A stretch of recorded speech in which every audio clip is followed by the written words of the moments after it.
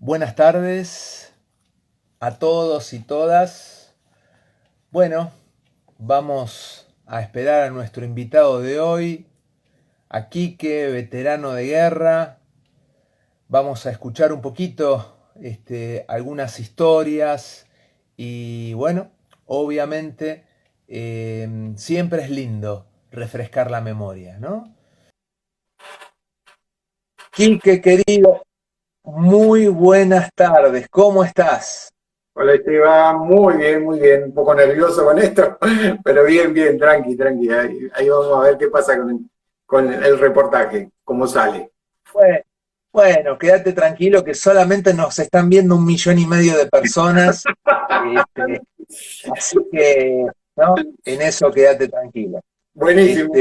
Bueno, ¿es la primera vez que estás en un vivo, Quique? Así por Instagram. Por Instagram sí, pero ya he hecho algunos en Facebook que te mandan una solicitud también, en unas radios. Hemos hecho ya algunos reportajes así con la pantallita. Sí. Bueno, bueno.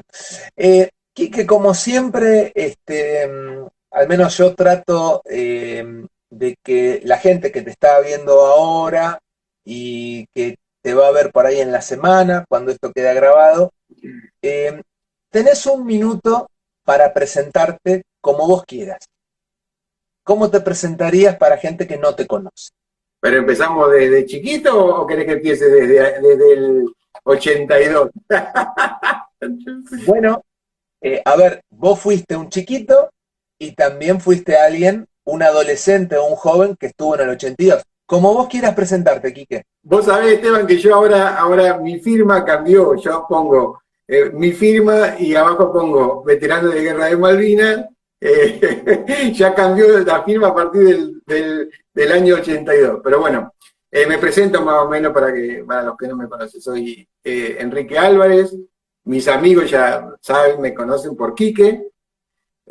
Nací en Luján, nacido en Luján, pero por una cuestión de el hospital público está en Luján. Pero toda mi vida, el 98%, la pasé en Jauregui, un pueblito que pertenece a Luján. Actualmente estoy en Jauregui. Hice toda la primaria en la escuela 16 de Jauregui.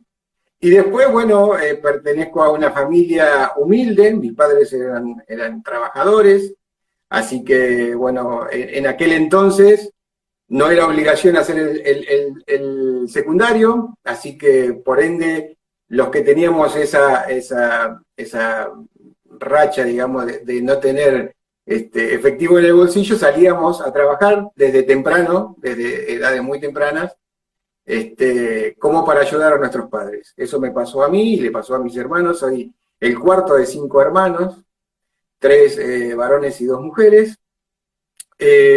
Y trabajé hasta los 18 años en distintos lugares, hasta que me tocó el servicio militar obligatorio y ahí ya automáticamente cambió mi vida en total. Mi vida cambió literalmente. Ahí más o menos está. Esteban, ¿te gustó? Perfecto, Bueno, perfecto, me encantó. Se me ocurren muchísimas preguntas ya para hacerte. Em, digamos, el Quique antes del 82, de abril del 82, fue muy diferente al Quique de 10 años antes, 1972. eh, no, yo digo, no creo. Si vos lo tomás desde el punto de vista de la personalidad, tal vez no. Pero sí desde el punto de vista desde el 82 para adelante a uno le cambiaron un montón de situaciones, por ejemplo, los sueños que uno tenía a esos 18 años. Este, Nuestros sueños de cualquier chico que tiene su sueño a los 18 años pasaron a ser secundarios a partir del 82. Pero si vamos para atrás, normalmente era un chico normal, laburador, buen pibe, creo, por lo menos me lo dicen, pero no hay mucho que cambió. Sí, Es decir, si yo me pongo a hilar fino, por supuesto que una guerra te cambia totalmente la vida, y de hecho prácticamente nos pasa a los veteranos que vivimos por y para Malvinas. Aparte de tener nuestra familia, por supuesto, que eso le damos un espacio fundamental, pero te cambia en ese sentido de que ya dejás de lado un montón de sueños que tuviste desde muy chico para estar en esta causa, encauzado en Malvinas. Eso es lo que yo le vería de distinto a un chico de 18 años de aquel entonces, ¿no?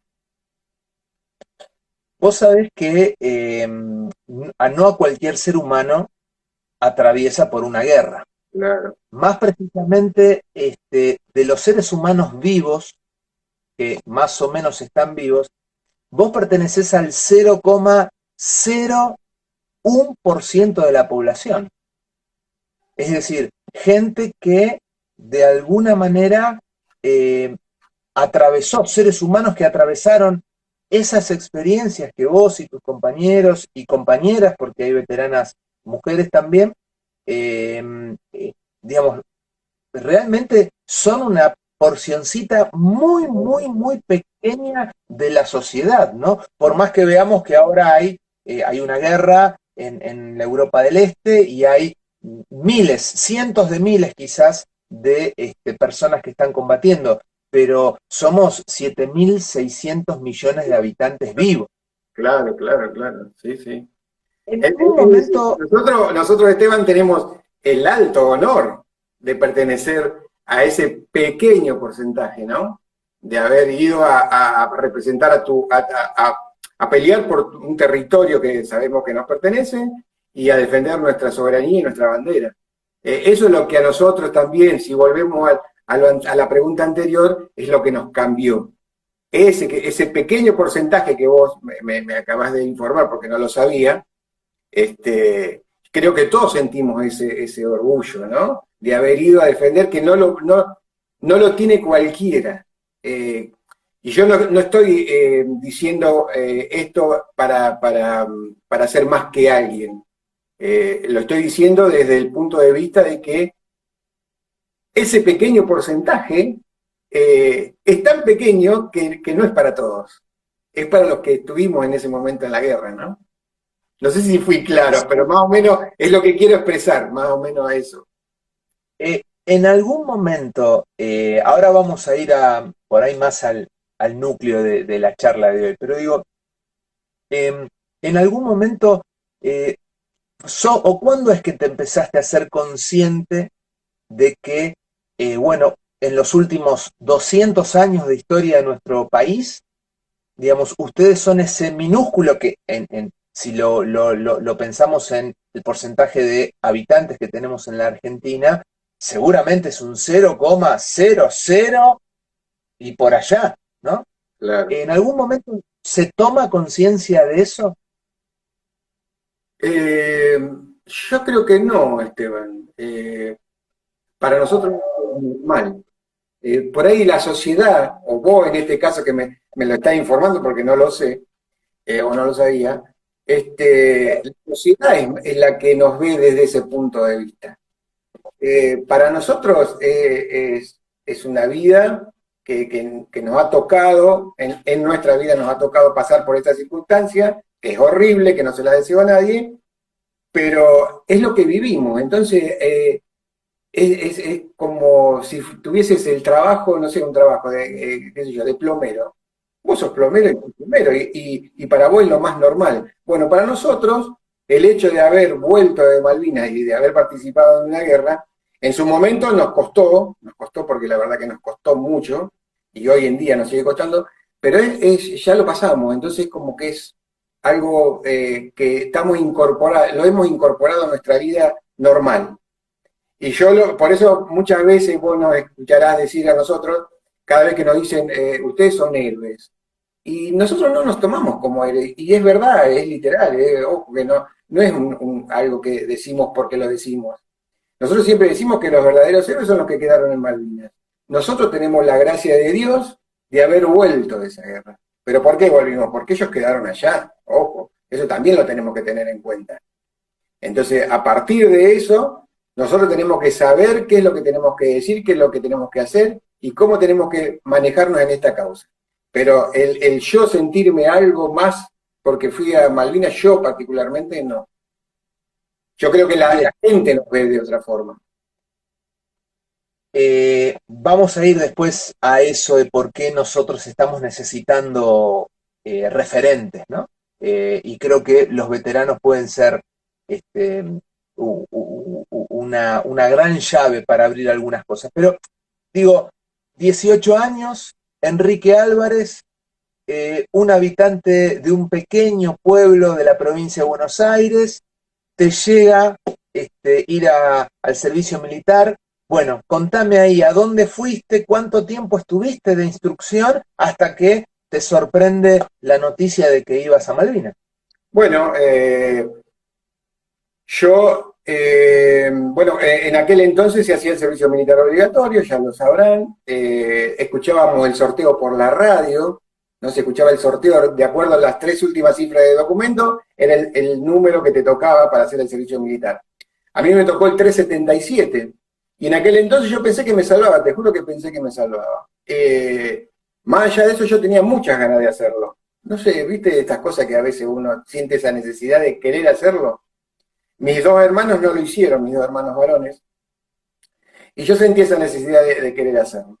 Me llega la carta, uno se presentaba ya directamente al Distrito Militar San Martín, que estaba en Ramos Mejía. Eran 3 días de revisación para ver si eras apto, y después te dicen, sí, usted es apto a, y ahí me mandaron a Tablada. Todo esto pasó en el 82, yo no estoy hablando del 81, porque yo soy clase 63. Yo recién ingresaba al servicio militar obligatorio. Nos dan unos días, bueno, mi destino era la Tablada, yo no conocía absolutamente nada, como vos decís, yo venía de un pueblito muy chiquitito que apenas si sabía ir a Luján, entonces esos viajes ya para mí eran otro mundo totalmente distinto. Nos dan 3 días, cuando nos vamos al regimiento, nos dan 3 días para volver y llevar algunas cosas que ellos mismos nos pedían que llevemos. Volvemos al regimiento y el regimiento tenía en ese entonces un campo muy grande en Ezeiza, donde se hacía instrucción. Nosotros tuvimos instrucción a partir del 3 de marzo hasta prácticamente el 2 de abril. Porque el 2 de abril, algo que nos llamó un poco la atención a los que estábamos ahí en ese momento, era que nos dio la diana es cuando nos levantábamos a las 6 de la mañana, el jefe de regimiento, que generalmente no era él el que nos venía a saludar en ese momento, cuando hacíamos la diana. Y nos llamó un poco la atención, pero viste, como recién éramos novatos, éramos muy nuevos en eso, no sabíamos bien cómo se podía manejar. Ese 2 de abril nos dice el jefe de regimiento que se recuperan las islas. Cosa que para nosotros era algo muy lejano pensar en que podíamos llegar a ir a la guerra, porque hacía un mes que estábamos ahí. Apenas si sabíamos a veces armar y desarmar un fusil, el FAL. Entonces, bueno, quedó todo ahí. Se recuperaron las islas, está todo bien, muy bien, papá, seguimos con nuestra vida normal. Después nos empezaron a sacar los pertrechos que teníamos nosotros para dárselo a los soldados que iban a ir a Malvinas, que eran la clase anterior, que habían hecho todo un año de servicio militar obligatorio y que ellos ya estaban preparados. Nunca estás para una guerra, pero bueno, por lo menos habían hecho todo ese tiempo, el lapso que era el año del servicio militar obligatorio, preparándose para eso. Cuando nos sacan todos los pertrechos, prácticamente no teníamos nada. Entonces deciden llevar a todos los soldados que estábamos ahí vuelta al regimiento. En aquel entonces no había tantos teléfonos como ahora, que tenemos un celular todos, en cada casa hay 4 o 5 celulares, había un teléfono fijo cada tanto, capaz que eran 2 o 3 vecinos. Entonces eso se complicaba para el llamado de los que habían hecho el servicio militar obligatorio en la clase anterior. Y se iba dilatando hasta que en un momento no se pudo dilatar más, el regimiento tenía que partir con X cantidad de soldados. El 11 de abril salimos, Y bueno, empezaron a a agarrar lo que tenían ahí a mano. Y lo que tenían a mano éramos nosotros. Entonces se llenaron las filas de los que no habían llegado con los soldados clase 63. Y bueno, y ahí empezó otra historia, porque nada, uno se pone a pensar en esos momentos que hace 18 años, no sabía ni dónde estabas. Ese domingo que salimos nosotros para Malvinas el 11 de abril, era domingo y era el día en que nuestros familiares nos iban a visitar a Ezeiza. Cuando van mis familiares a Ezeiza, yo estaba en Palomar, a punto de tomar un avión para ir a Comodoro Rivadavia y de Comodoro Rivadavia pasamos a Malvinas. Así que era toda una cosa muy loca, ¿no?, que nos pasaba en ese momento. Nada, bueno, y ahí empezó todo el hecho de estar ahí en la guerra. Va, en la guerra no, porque cuando nosotros fuimos yo sabía que íbamos a Malvinas, porque nosotros nos dijeron, desde el primer momento en que nos dieron la ropita verde, el fusil, y dormimos esa noche todos apertrechados, sabíamos que íbamos a Malvinas. Y mirá vos lo que pasa, ¿no? Yo siempre digo lo que uno cree o piensa. Yo quería salvaguardar a mi familia. Lo mío ya estaba jugado. Uno sabe que cuando va a la guerra, o se queda allá, o vuelve, de una forma u otra, pero vuelve, o te quedas allá. Y yo pensaba más en mi familia que en mí mismo. Entonces, eso a mí me mortificaba, el hecho de que mi familia se entere o mis padres se enteren.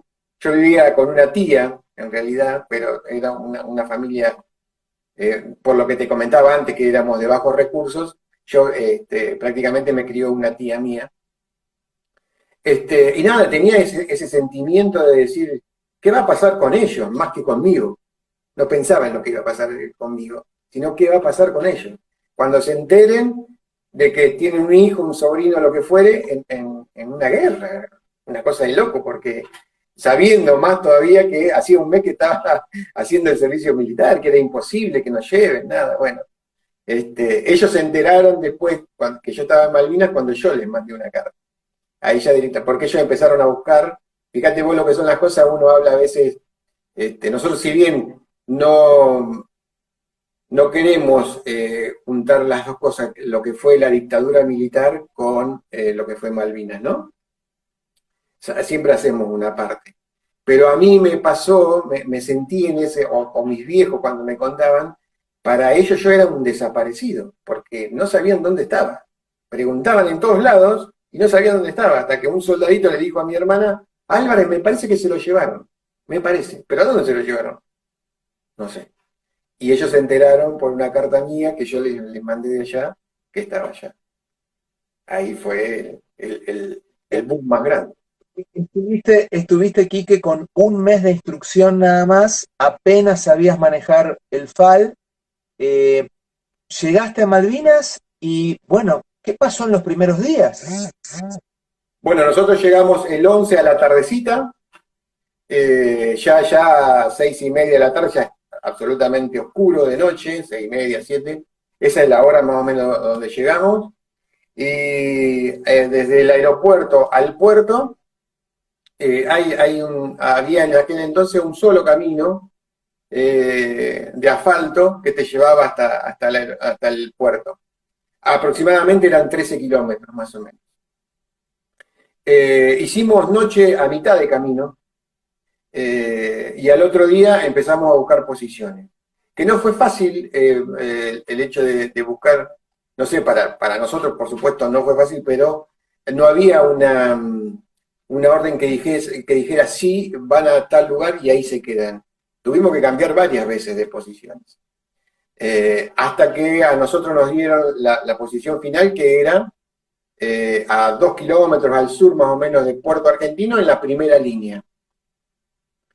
Y vos cuando decís, nos toca la primera línea, sos el primero que cae, porque así, la primera línea es la primera que entra en combate.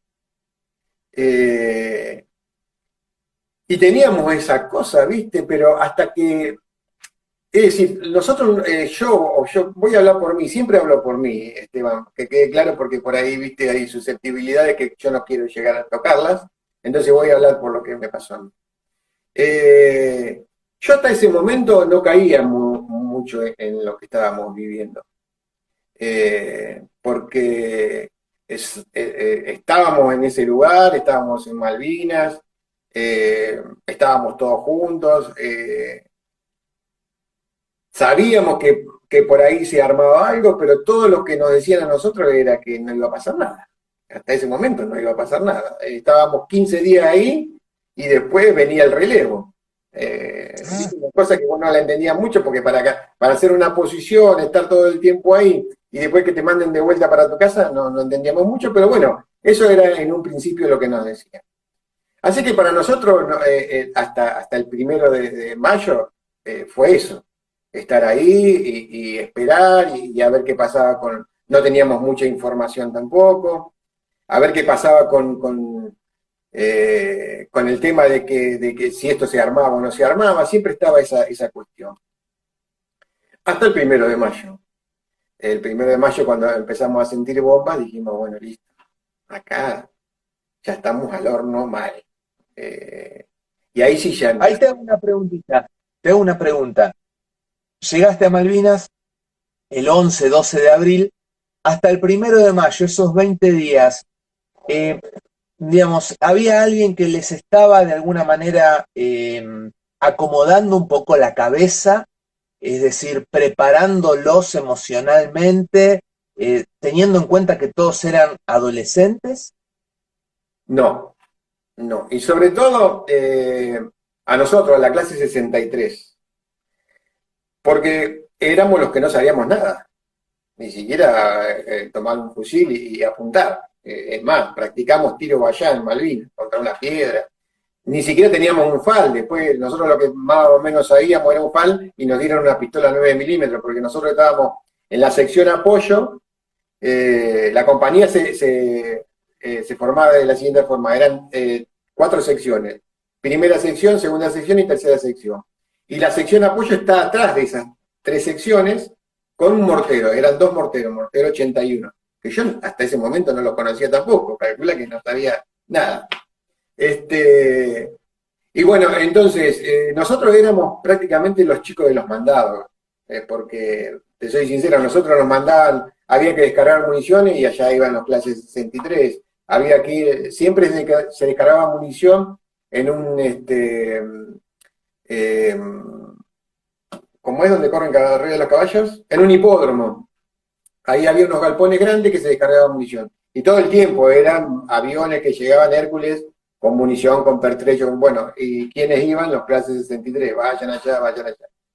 Pero ya te digo, no había alguien que nos dijera, bueno, miren, va a pasar esto, esténse tranquilos, yo lo voy a cuidar, nada, no había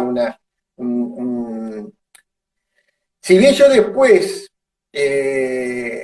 sentí que, porque uno se va conociendo, ¿no? Porque tenés que convivir con gente desconocida hasta ese momento. Y la guerra lo que te hace es eso, hacerte amigo de por ahí de alguien que no habías visto en tu vida. Y nuestro jefe era un tipo que era un militar, yo le digo un militar, era un tipo que a mí me daba seguridad. ¿Y por qué te digo esto? Porque yo con 18 años, hacía un mes que estaba haciendo la instrucción, me separan de mi familia de un día para el otro y yo necesitaba ver reflejado esa parte paternal en alguien. Y yo lo veía al tipo como que era un tipo que si entrábamos en combate, el tipo se le iba a jugar por nosotros, pero por lo que vino después, más que al principio. Al principio era todo cara de malo y la clase 63 allá, que vaya para allá, que esto no saben nada, que son... Es más, muchas veces nos han bailado el baile clásico que se hace acá en el regimiento, ese cuerpo a tierra, carrera mar, tontería, porque si estás en una guerra, escuchame, tratá de cuidar a tus soldados lo más que puedas. No los humille de esa forma, ¿no? Y a nosotros nos sentíamos un poco relegados en ese sentido. Pero más allá de eso, ya te digo, nuestro jefe, al correr el tiempo, digamos, yo me di cuenta que el tipo tenía esa carrera militar y que era un tipo que nos iba, nada, nos iba a defender en el momento que tuviésemos que entrar en combate. Yo lo sentía en ese momento. Porque también yo necesitaba sentirlo eso. Porque si no te volvés loco. Estás solo ahí con nadie sin tener a alguien, un patrón, digamos, que te marque un norte, es muy loco todo eso. Y estar en una guerra, sobre todo, mucho más. Quique, llegó el 1 de mayo, empezaron, la flota inglesa ya estaba sobre las islas, empezaron las bombas. ¿Qué pasó con vos después del 1 de mayo? Bueno, después del 1 de mayo, ahí sí no, es como que al separarnos por mortero, porque ya hasta el 1 de mayo dormimos en carpas, siempre cuidando nuestra posición y arreglándola y haciéndola, y una vez que empezó el bombardeo ya no se pudo dormir más en carpas. Entonces, nuestro lugar eran los pozos de Zorro. Y ahí es como que más nos afianzamos todos el grupo, en el sentido de que, bueno, dijimos ya acá no hay clases, acá ya estamos todos en la misma, así que déjennos de joder a nosotros con la clase 63 y ya estamos todos en el mismo baile, bailemos. Y ahí sí empezamos nosotros a sentirnos de otra forma, ya más hermanados, si se quiere, porque la guerra te da eso. Por un lado, te saca lo bueno y por otro lado te saca lo muy malo del ser humano, ¿no? Y yo he pasado por las dos cosas. No soy, no me siento exceptuado de haber pasado por esas dos cosas. Hace Pero un ratito, hace un ratito, Quique, aprovecho porque lo decís, ¿no? Vos decías que uno se va conociendo, ¿no? Y entonces vos hacías referencia a que te conocías con otros compañeros en esas circunstancias tan complejas. Compañeros de todo el país, gente que vos ni conocías. Pero también esas situaciones extremas, de situaciones traumáticas de máximo estrés, de supervivencia, podríamos decir, obviamente también sirve para, ¿no? Uno se va conociendo a sí mismo. Y ahí es donde decís vos, ¿qué cosas conociste de vos? Ahora te vuelvo a traer al 2022. ¿Qué cosas conoció ese Quique de 18 años de sí mismo en esos 2 meses de guerra?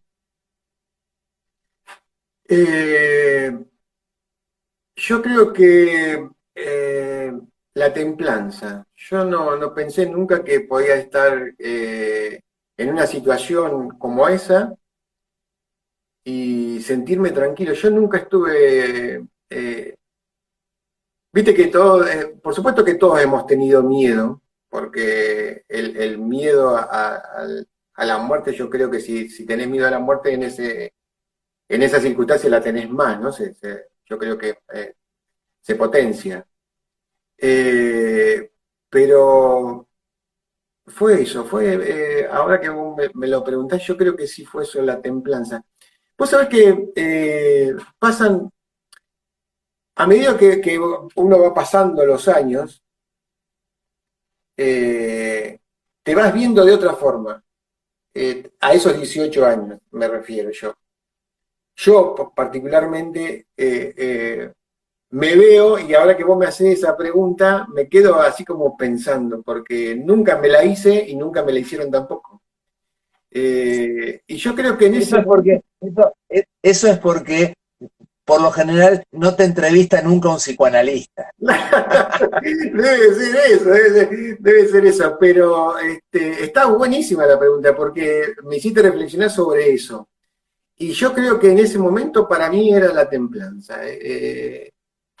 Miedo he tenido, porque todos hemos tenido miedo, pero estaba tranquilo, estaba en paz conmigo mismo. ¿Y sabés qué era lo que me hacía a mí muchas veces? Vuelvo a lo que me refería hoy. Yo sabiendo que estaba mi familia bien, yo estaba bien allá. ¿Viste? Pasaba por ese sentido. Yo cuando recibía una carta, que para mí las cartas eran todo, absolutamente todo, yo me devoraba la carta hasta el punto donde decía, estamos bien. ¿Viste? Por ahí decía un montón de cosas la carta que a mí después de releerla decía, mira, decía esto, pero yo estaba esperando esa carta que dijera estamos bien. Y una vez que yo veía ese estamos bien, para mí ya era otro mundo. Nada, eso. Yo creo que, volviendo a tu pregunta, eso, la templanza, es lo que a mí me parece que ¿Qué he tenido. cosas, qué cosas vos decís una gran verdad, ¿no? Frente a los momentos límites en la vida, uno muestra lo mejor y lo peor que tiene. La guerra, la crisis, una crisis social, quedarte sin empleo, la muerte de un ser cercano, un divorcio traumático, la muerte de un hijo, estar en la guerra. Son 5 o 6 situaciones que a los seres humanos nos desnudan completamente. Totalmente. Y vos dijiste, es lo bueno y lo malo, la templanza. Qué cosas considerás o valorás como negativas o como malas de tu humanidad descubriste ahí en Malvinas? En Malvinas tuvimos, yo siempre digo que tuvimos, aparte de la guerra en sí, la guerra armada, tuvimos la otra guerra que era la guerra contra el hambre. Eh, Amén de la guerra contra, ¿no es cierto?, el clima también. Pero la guerra contra el hambre era una guerra del día a día. Eh, y si querés te cuento alguna anécdota con respecto a eso. Cuando vos me decís qué es lo que vos viste que hiciste mal o qué es lo que sacó de vos Vale. feo la guerra. El hecho de no comer para nosotros era muy traumático, porque era así, no comíamos. A veces había un carrito de comida por día y a veces no estaba ese carrito de comida. Y bueno, había que ver cómo hacían para conseguir esa comida. El tema es que la voy a hacer cortita porque es una historia un poco larga. Cuando yo, en mi bolsón portaequipo, cuando yo estaba acá en Tablada, tenía un candadito. Porque lo primero que me habían dicho mis viejos, dice, mirá que en la colimba aprendés más a robar que otra cosa. Entonces, cuidad tus cosas y llévate este candadito para el bolsón portaequipo. Para lo que sea, llévatelo. Y tenés tus cosas bajo llave. Bueno, así pasó. Ese bolsón portaequipo yo le puse mi candadito. Teníamos que, nosotros cuando hacíamos guardias, nos turnábamos, pero nos íbamos al lado contrario donde estábamos durmiendo. Yo me iba para el lado de Mortero 1 y los de Mortero 1 venían para el lado de Mortero 2. Todavía estábamos en las carpas. Una noche un día me llega una encomienda, junto con la encomienda del subteniente que era el que estaba con nosotros, de un subteniente. Entonces, como él sabía que yo tenía un candadito, pusimos las dos encomiendas ahí, bajo ese candado, con la llave esa. Obviamente que todos vieron que vino una encomienda, ¿no? Y eso era una de las cosas que más nos ponía felices a nosotros, porque dentro de la encomienda se supone que hay comida. Entonces, si bien después, una vez que vos la abrís, tenés que repartirla sí o sí, porque no te queda otra, no hay otra forma, no podés comerlo vos solo, porque todos estábamos en la misma situación. Cuando guardamos esa, yo me voy a hacer guardia, como te digo, me cruzo al mortero. Y cuando me relevan de la guardia, me voy a mi carpa y veo que la carpa está cortada. Y a su vez está cortado el bolsón portaequipo. Y a su vez, adentro del bolsón portaequipo no había absolutamente nada. Haciendo la corta, bueno, después pasó una cosa horrible. Y al que estaba de guardia, donde estaba mi carpa, lo castigaron. Y el castigo fue no darle de comer. ¿no? Que ese era para nosotros el peor castigo.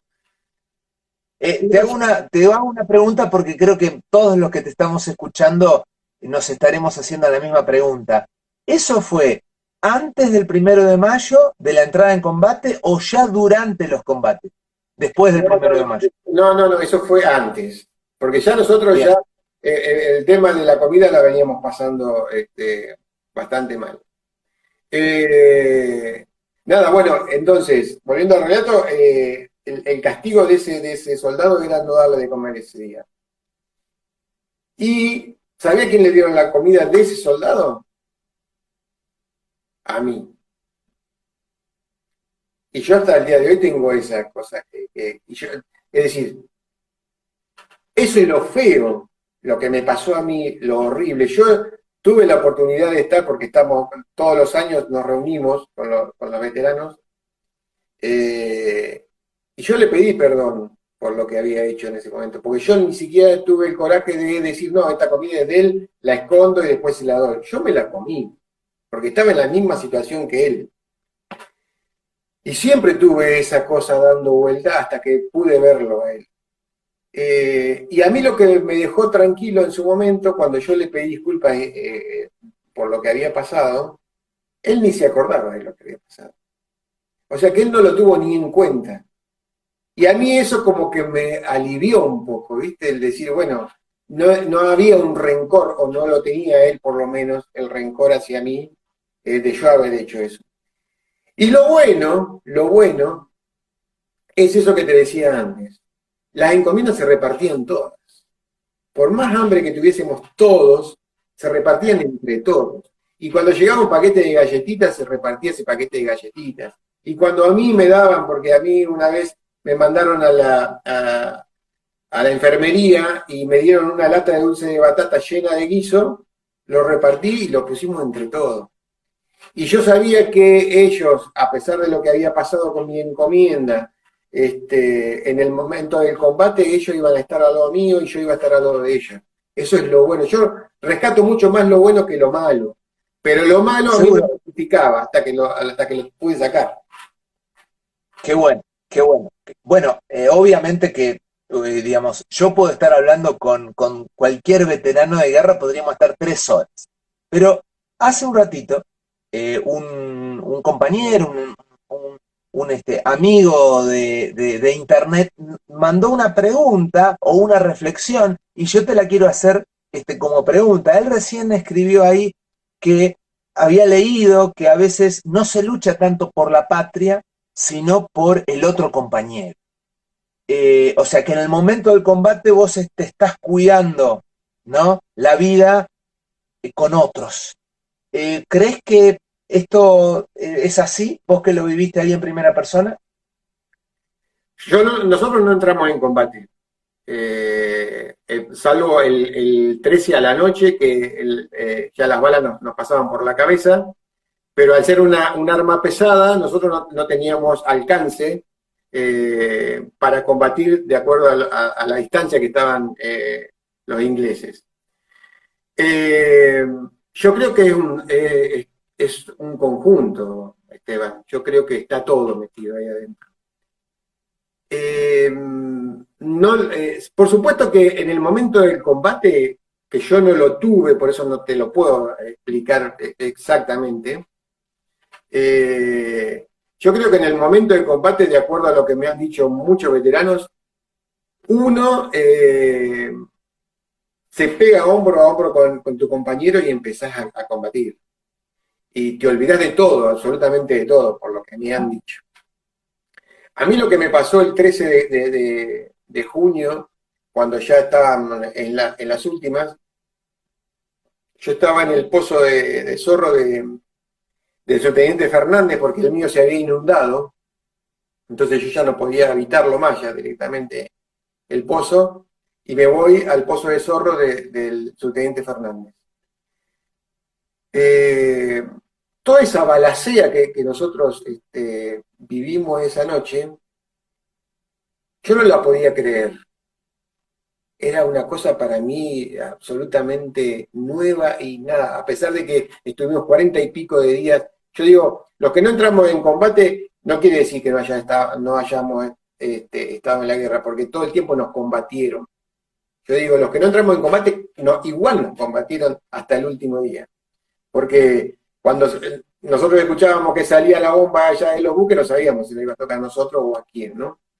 Pero esa noche del 13 de junio era una balacera impresionante. Y yo salgo, porque no, esa cosa inconsciente que por ahí tuve en ese momento, salgo del Pozo de Zorro para ver qué era lo que estaba pasando. Y lo que estaba pasando eran balas por mi cabeza. Y me agarra el subteniente Fernández y me dice, ¿qué hace, boludo? Dice, ¿qué estás haciendo? Dice, ¿cómo te vas a exponer así? Yo creo que él me salvó un poco la vida, si lo miramos desde una perspectiva de decir, yo pude haber muerto en ese momento porque las balas me pasaban por arriba de la cabeza. Pero yo al no participar, volviendo a la pregunta, al no participar del combate, ahí tenés una pequeña muestra. El subteniente Fernández me salvó la vida, si se quiere, en ese momento, porque me agarró y me bajó y me dice, quédate acá porque te van a matar si seguís haciendo esas pelotudeces. Pero yo, de acuerdo a la pregunta que te hizo este amigo, yo creo que se juntan las dos cosas. Primero vamos por la patria y por la bandera, pero una vez que estás en el combate, yo creo que es el que está al lado tuyo. Creo que es así. Quique, llega después el fin de la guerra. ¿Qué pasó contigo? Los ingleses terminan por conquistar Puerto Argentino y tomar la isla. Las islas, ¿qué pasó con vos? ¿En las islas o a la vuelta? No, no, hay primero en las islas y después, bueno, ¿cómo volviste? Bueno, en las islas estuvimos, nosotros, el primer buque que zarpó para acá con prisioneros argentinos fue el Canberra, pero éramos una cantidad tanto que no, éramos tantos los soldados que en el Canberra no entrábamos todos. Entonces, nosotros vinimos en el Northland casi 3 días después. Nosotros llegamos a Comodoro el 19 de abril. Nada, bueno, convivimos ahí entre nosotros otra vez, tuvimos que convivir a la fuerza, pero con más gente porque estábamos prisioneros en los galpones donde los kelpers guardaban la lana, y ahí nos pasó una cosa muy loca porque eh, nada, uno a veces piensa por qué lo hicieron y no hay una respuesta exacta. Cuando nos meten en los galpones, a nosotros como prisioneros, estaban los galpones llenos de comida, pero que desbordaba, había dulce de batata, queso, lo que vos pidieras de comer estaba ahí adentro. Los tipos nos metieron ahí adentro y obviamente fue una cosa que lo primero que hicimos fue darnos un banquete.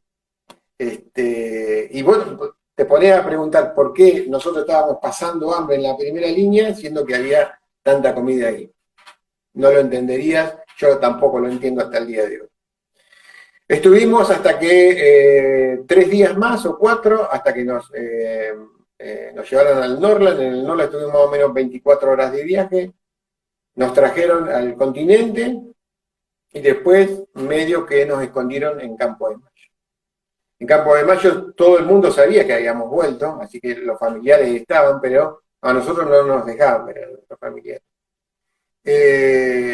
Hay muchos que dicen que se le hicieron firmar como que no teníamos que hablar o algo por el estilo. Yo, te soy sincero, Esteban, no lo recuerdo. Si lo hice, no lo recuerdo. Y después de esos 3 días en Campo de Mayo nos mandaron al regimiento, otra vez. Y ahí sí, en el regimiento pudimos ver a nuestros familiares. De hecho, ese mismo día nos mandaron para casa. A mí me pasó algo muy, muy lindo, que fue, bueno, por supuesto el reencuentro con los familiares, no hace falta que te lo cuente porque es algo que uno vuelve a la vida, ¿no? Cuando los ves y ellos también. Yo siempre digo que cuando volvíamos en el auto de mi primo, del regimiento, yo venía atrás con mi vieja. Y y yo estaba con la cabeza en el hombro de ella, ¿no? Y después creo que los dos, tanto mi vieja como yo pensamos lo mismo. Ella pensó que yo nací de vuelta y yo también pensé que nacimos de vuelta, porque muchas veces ella me daba por perdido. De hecho, me lo dijo muchas veces.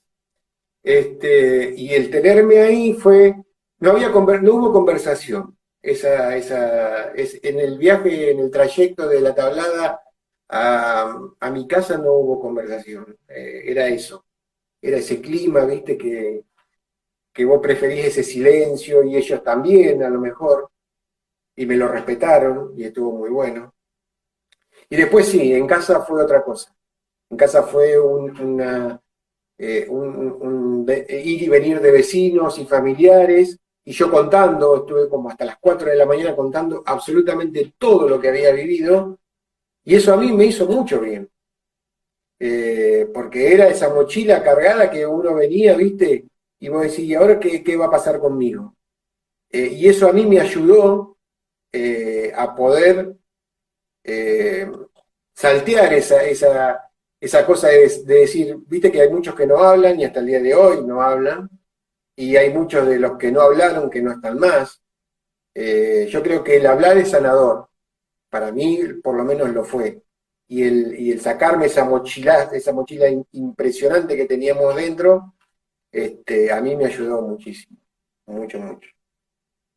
Cuando uno escucha estas historias, ¿no? Bueno, sabemos, en toda guerra, ¿no? Como dice el refrán, la primera baja es la verdad, y escuchamos tantas historias, ¿no? De Malvinas y cosas loables y cosas gigantescas y cosas tan miserables que han pasado, ¿no?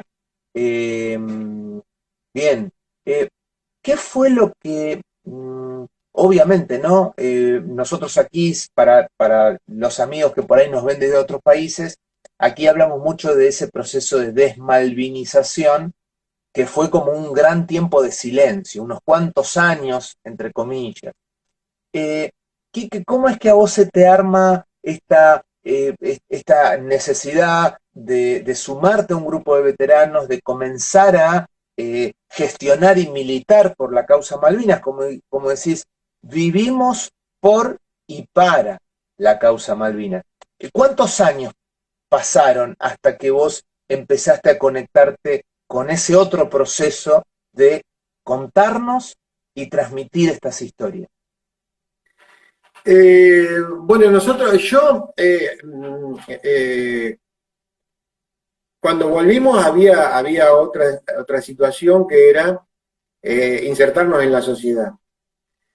Una sociedad que se olvidaba rápido de Malvinas, se olvidaba muy rápido, y por ende se olvidaba de los excombatientes y de los veteranos más rápido aún. Eh, y eso a uno le hacía mal, pero a mí me pasó que yo, gracias a Dios, conseguí trabajo enseguida, entonces fue una forma de insertarme. No tuve ese problema de andar de un lado para el otro. En una sociedad que hasta, yo te diría, y en un estado ausente, total y absolutamente ausente, eh, y a mí me pasó que el hecho de yo haber conseguido trabajo enseguida, nada, tuve esa suerte de insertarme ya automáticamente dentro de lo laboral, y lo laboral hace que te insertes dentro de la sociedad. Eh, y yo cuando vine porque yo a partir lo mío no terminó solamente cuando me mandaron a casa. Nosotros seguimos haciendo el servicio militar. A nosotros nos dieron la baja, estábamos hablando de junio, julio, en agosto, septiembre. Así que tuvimos que seguir haciendo un tiempo más. Después volvimos a la vida civil, digamos, ¿no? Bueno, y el hecho de haber conseguido trabajo rápido a mí me ayudó muchísimo. el hecho, después estaba la otra parte de los que no conseguían trabajo y que sí o sí te llegaban a tus oídos por otros veteranos que conocíamos acá en Luján. Y empezamos no sé si la palabra es militar, pero sí empezamos a reunirnos, ¿no? Viste que hay una frase ¿En que qué dice, año fue esto? mira, yo te diría que fue, no estoy muy seguro, pero fue ya pasando 7 u 8 años, fácil, fácil, si no más. Eh, y nada, lo que te decía recién, viste que está esa frase que dice, para un peronista no hay como otro peronista, para un veterano de guerra no hay como otro veterano de guerra, porque hablamos del mismo idioma y sabemos de lo que estamos hablando. Y nos conocemos, y eso hace que en ese momento necesitábamos esa contención que no nos estaba dando ni la sociedad ni el Estado. Entonces, ¿cómo nos podíamos contener nosotros si no eran nosotros mismos? Entonces empezamos a participar, yo particularmente empecé a participar, y, y una vez que empezamos a participar, se empezaron a hacer leyes, por supuesto que acompañada de veteranos que estaban mucho más implicados que nosotros. Por ejemplo, los que yo me refiero a mí, en el sentido que yo tenía un laburo y por ello estaba bien, pero eso no quitaba que yo no me preocupara por los que no tenían laburo y los que no estaban bien. A mí me gustaba participar. Pero los que llevaban a la cabeza eso, un día empezaron a tocar puertas y ahí empezó todos esos 10 años de desmalvinización que nosotros le llamamos, empezamos nosotros a tomar las riendas, porque si no, veíamos que esto no avanzaba de ninguna forma. Y cuando empezamos a tomar las riendas, nos dimos cuenta del poder que teníamos nosotros, que no era el poder, ¿cómo se dice? Un poder gigantesco. Pero sí, si nos juntábamos, teníamos ese poder de decir, bueno, basta, loco, no nos escondan más. Nosotros no hicimos eh, nada trágico. Al contrario, muchos dieron la vida por esto. Y eso nos empujó más todavía. Y ahí cuando nos empezaron a visibilizar, dijimos, listo, ya está. Cuando nos visibilizaron, nunca más nos bajamos de ese caballo y nunca más nos vamos a bajar de ese caballo. Si vos me decís si es bueno o malo, yo no lo sé. Es lo que nos tocó. Eh, Eh, voy, voy a la escena, una escena casi de una película, ¿no? Vos apoyando tu cabeza en los hombros de un ser querido y bueno, el silencio hasta Jauregui y después hablar hasta las 4 de la mañana, ¿no? Digo, qué lindo porque el silencio es sanador y la palabra es sanadora, ¿no? Y me parece que ustedes fueron logrando, y creo que vos en tu vida personal también, esos momentos de silencio, de recuerdo, de asunción de cosas que solamente con otro veterano podés vibrar, y después la palabra, ¿no? Por ejemplo, hoy, ¿no? Eh, toda la gente que te va a escuchar o que te está escuchando, mucha gente emocionada acá está escribiendo, y bueno, ¿no? Eso me parece que es lo mejor que podríamos decir que se logró en estos 40 años, ¿no? Porque este año se cumplen 40 años y creo que el tema Malvinas me parece como que terminó de florecer este año y terminó de visibilizarse para casi todos los sectores de la sociedad, ¿no? Quique, ya vamos cerrando y tengo dos cositas para preguntarte. La primera son cosas gigantescas, pero vamos, apelo a tu sentido de síntesis. Eh, ese Enrique, ese pibe de 18 años de Jauregui, ¿qué fue lo que, cuál es ese elemento nuevo que apareció después de la guerra? O sea, ¿en qué cosas la guerra te transformó a vos? Eh, Vos sabés que yo no te lo sabría decir, porque es mi vida. Y volvemos más o menos a lo que te contestaba hoy. Yo no conozco otra vida. Más de es decir, a partir de la guerra, nosotros vivimos por y para Malvinas. Y es lo que nos tocó a todos, y algunos lo padecemos más, a otros lo padecemos menos, o lo que fuere, pero todos tenemos adentro esa cosa eh, de vernos reflejados en algo que nos pasó y que tenemos que transcurrir nuestra vida. Nuestra vida no va para otro rumbo que no sea este.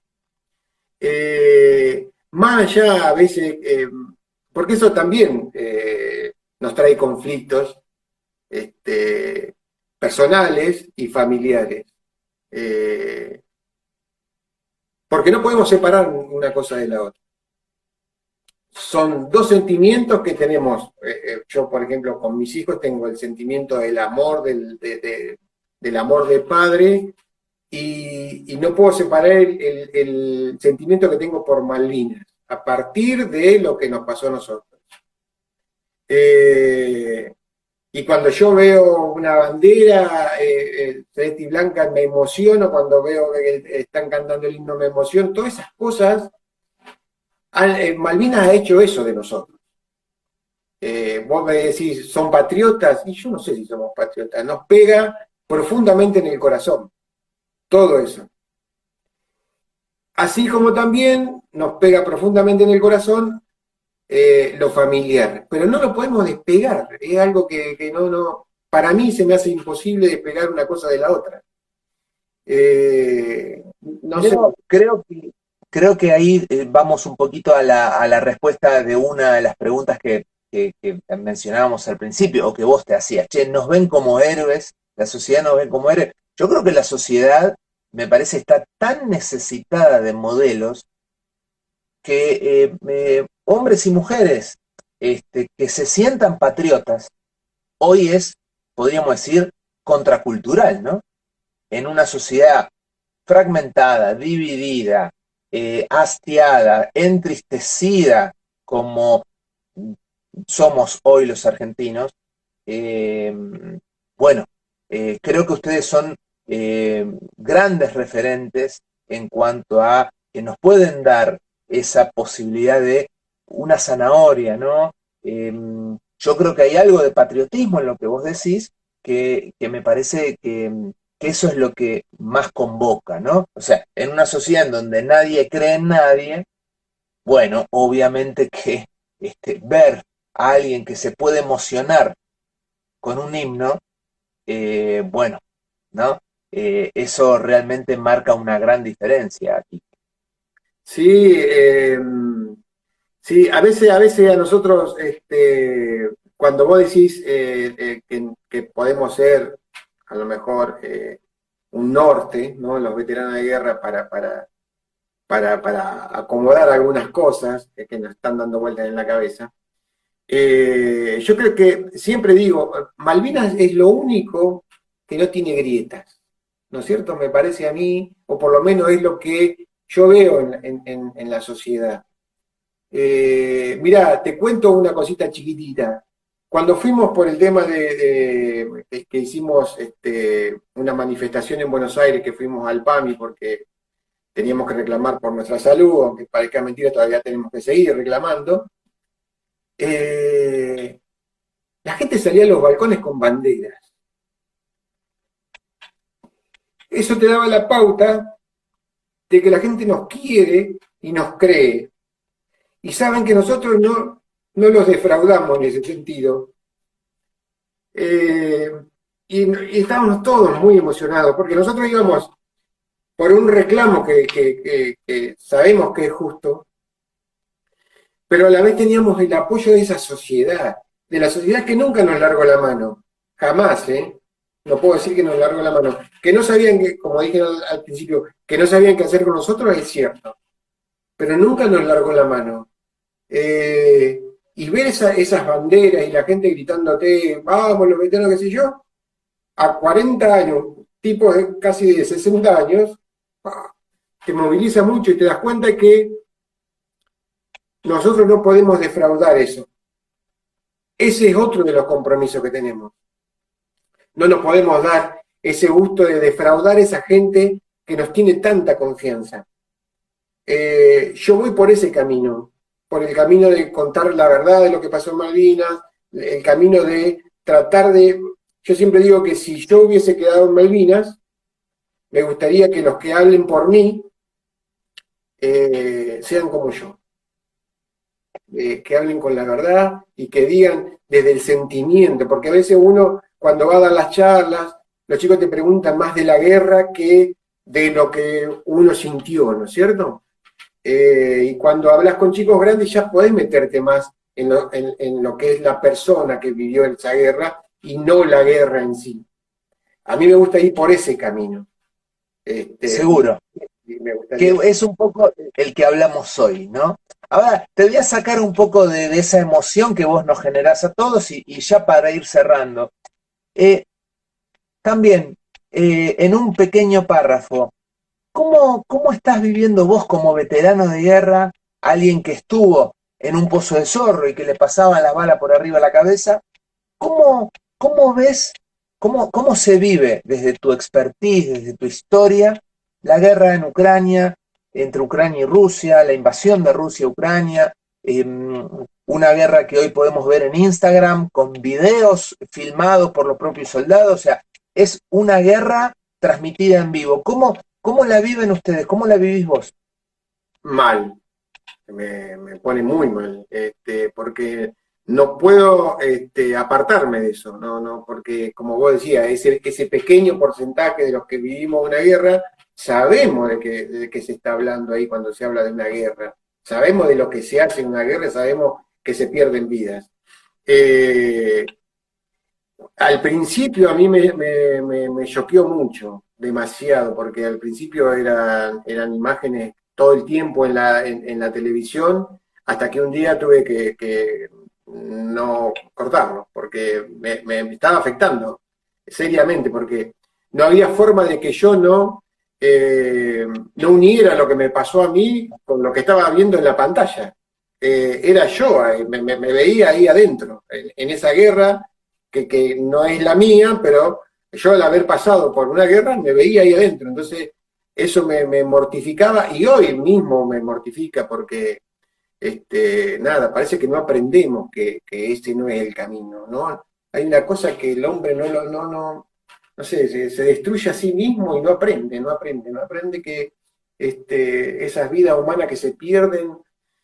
Nada, bueno, por eso me hace mucho mal, mucho más, porque no puedo dejar de pensar en los momentos en que nosotros estuvimos allá. Y yo me veo muy reflejado en todo lo que está pasando. Seguro que sí. Quique, la última. Eh, ¿Cómo te imaginas al mundo en los próximos 5 años? De acuerdo a lo que vos vas viviendo, viendo, entendiendo, y de acuerdo a tu experiencia de haber pasado por lo bestial de una guerra. ¿Cómo ves al mundo en el futuro inmediato? Eh, no me iría al mundo, porque al mundo, eh, nada, no me quiero ir para abajo, porque sinceramente soy una persona que soy bastante optimista, y me gusta ver lo positivo de la vida. Y yo veo que el mundo no está como para ver muchas cosas positivas. Me dan miedo muchas noticias que escucho, pero me voy para mi país. Y yo creo que tenemos un país hermoso, gente hermosa, con ganas de hacer cosas, con ganas de salir adelante. Mirá lo que estamos pasando y sin embargo estamos dándole para adelante con todo lo que nos está pasando. Y nada, tengo fe en Dios y soy un tipo bastante, en ese sentido, soy bastante para arriba, no me dejo caer por algunas cosas que nos están pasando. Bueno, hablaste de la templanza mucho y de cómo la guerra te transformó y te fortaleció. Y de un pibe de 18 años te transformaste en un hombre luchador, ¿no? Bueno, quizás ese sea eso que estamos buscando todos, ¿no? Al no tener referentes, al estar en un descrédito, descreimiento cotidiano, obviamente que cuando uno piensa en un veterano de guerra, cuando uno piensa en alguien que puso su vida, aún siendo muy jovencito, al servicio de la patria, eso me parece que de alguna manera a todos nos puede generar esa ilusión de que, bueno, en nuestro país y en el planeta poder generar algo distinto, ¿no? Sobre todo, como decís vos, frente a los tiempos que uno avisora, ¿sí?